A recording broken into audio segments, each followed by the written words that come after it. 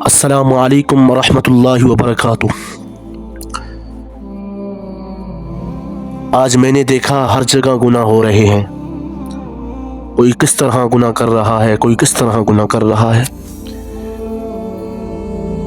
مجھے خیال آیا میں اپنی دل کی باتوں کو آپ کے سامنے پیش کروں۔ میرے بھائیوں، گناہوں سے نکلو، اپنے نفس پر قابو رکھو۔ جب نفس پر قابو رکھو گے تو تمام چیزیں آپ کی ٹھیک ہو جائیں گی۔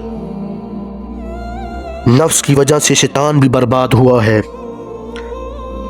نفس کی وجہ سے شیطان بھی برباد ہوا ہے۔ میرے بھائیوں، تو معلوم ہوا کہ نفس شیطان سے بھی بڑا دشمن ہے، اس لیے ہر وقت خدا سے پناہ مانگو۔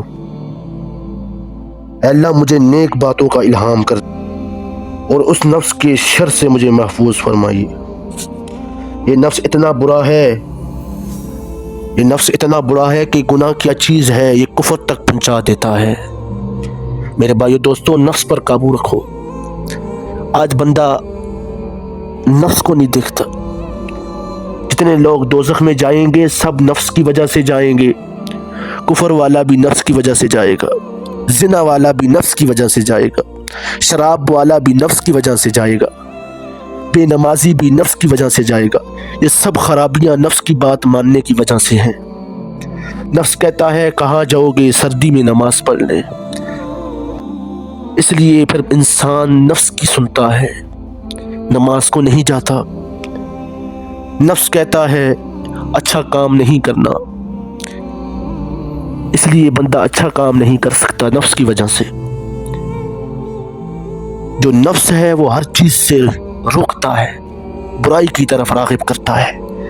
میرے بھائیو دوستو، نفس کو تھامو، نفس کو پکڑ لو۔ نفس کو جب تھام لو گے تم خود تھمی جاؤ گے۔ آج جتنے گناہ ہو رہے ہیں یہ نفس کی وجہ سے ہو رہے ہیں۔ جب تم اللہ کو راضی کرو گے، تنہائی میں اللہ کو یاد کرو، تنہائی میں رو رو کے اللہ سے مانگو، یا اللہ معاف کر دے۔ جب آپ کو شیطان روکے نماز پڑھنے کے لیے، آپ شیطان کی باتوں کو نظر انداز کرو، سوچو وچار کو نظر انداز کرو، پھر ہر حالت میں چین ہے۔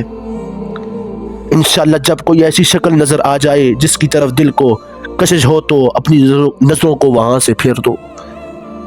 اللہ تعالیٰ کا بتایا ہوا نسخہ استعمال کرو۔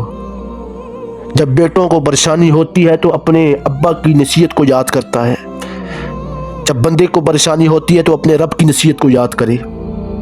اللہ تعالیٰ تمہارے خالق ہیں اور مالک ہیں، رازق ہیں، قادر ہیں، الرحمن الرحیم ہیں۔ ان سے بہتر نسخہ ہمیں کوئی بتائے گا، وہ ہمارا پروردگار ہے۔ اللہ تعالیٰ فرماتے ہیں جب کسی کو شکل اچھی معلوم ہو، ادھر دیکھنے کو دل چاہے تو فوراً کیا کرو، آنکھیں نیچی کر لو اور آگے بڑھ جاؤ۔